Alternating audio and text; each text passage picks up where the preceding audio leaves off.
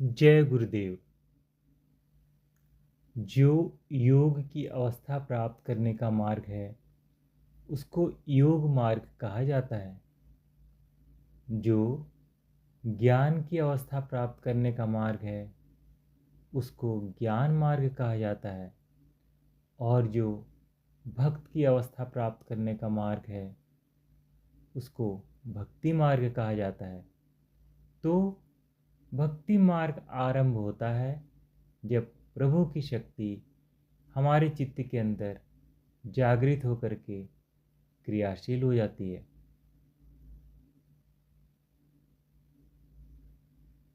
तीर्थ शिवोम सुनो है भक्तों, नवधा भक्ति मार्ग प्रभु का आश्रय करत जो, इस भक्ति का छूट सदा यम का फंद जाता।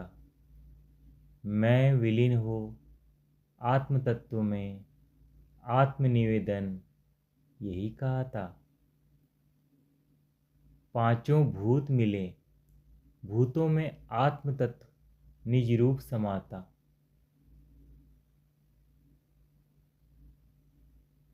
मैं विलीन हो आत्म तत्व में, यह भक्ति मार्ग का स्वरूप है। भक्ति मार्ग को 9 भागों में विभक्त किया गया है। भक्ति को 9 प्रकार से समझाया गया है। भक्ति मार्ग के 9 अंग कहे गए हैं, या उसको नवधा भक्ति, 9 प्रकार की भक्ति कही गई है। इसको 9 प्रकार कहो, 9 अंग कहो, 9 स्तर कहो, कुछ भी कह लो, किंतु भक्ति के अंदर यह 9 बातें उदय होनी चाहिए, प्रकट होनी चाहिए। जैसा कि मैंने आपको आरंभ में कहा था और बार बार साथ में यह कहता चला आ रहा हूँ कि यह जितने भी स्तर हैं नवधा भक्ति के, यह अस्वाभाविक और स्वाभाविक, इनके 2 स्तर हैं। इन 9 स्तरों के फिर आगे 2 स्तर हैं, स्वाभाविक और अस्वाभाविक। अस्वाभाविक स्तर वह है जिसमें आपको भावना करके, भावनात्मक स्तर जो होता है वह अस्वाभाविक स्तर होता है। उसमें आपको प्रयत्न करना पड़ता है, पुरुषार्थ करना पड़ता है, अपने आप को उसमें लगाने के लिए यत्न करना पड़ता है।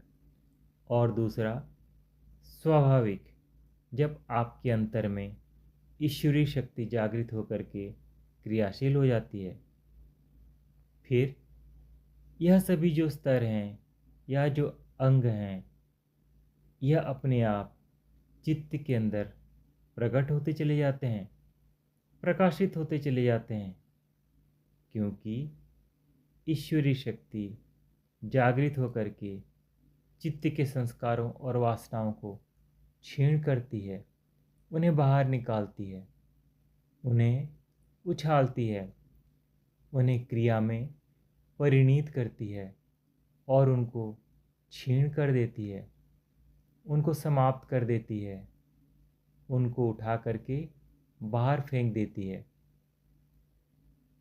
चित्त निर्मल होता चला जाता है।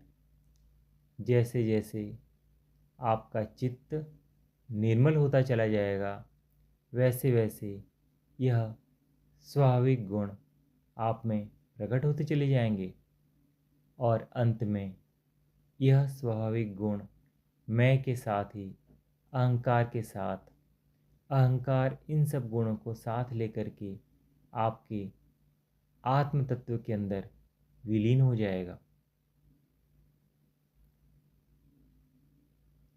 तब यह सबके सब गुण आत्म तत्व के अंदर अदृश्य अवस्था में रहेंगे, किंतु आपका यह स्वभाव होगा, इसलिए स्वाभाविक कहा। तो भक्ति दो प्रकार की, अस्वाभाविक और स्वाभाविक। अस्वाभाविक भक्ति के लिए प्रयत्न करना पड़ता है, जप करने के लिए प्रयत्न करना पड़ता है, पूजा पाठ के लिए, मंदिर जाने के लिए, तीर्थ यात्रा करने के लिए, दान दक्षिणा देने के लिए कुछ करना पड़ता है। पठन पाठन के लिए योग्यता प्राप्त करनी पड़ती है और फिर पठन पाठन करना पड़ता है। फिर चिंतन मनन करना पड़ता है, फिर इसके ऊपर लिखना पड़ता है, फिर उसके ऊपर विचार करना पड़ता है। किंतु स्वाभाविक भक्ति के अंदर कुछ नहीं करना पड़ता।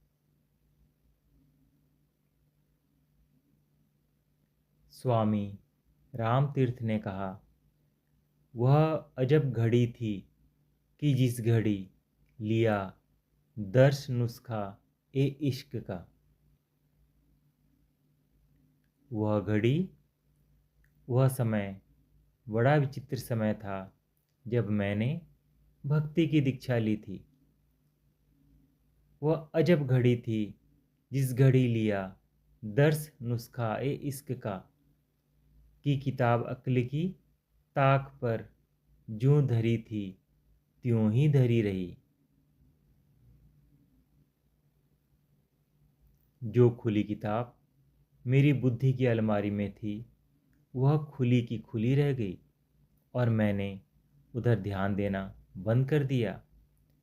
जब तक भक्ति की वह अवस्था प्राप्त नहीं होती, तभी तक पठन पाठन है, तभी तक तीर्थ यात्रा है, तभी तक साधन भजन है, तभी तक मंदिर और पूजा पाठ है।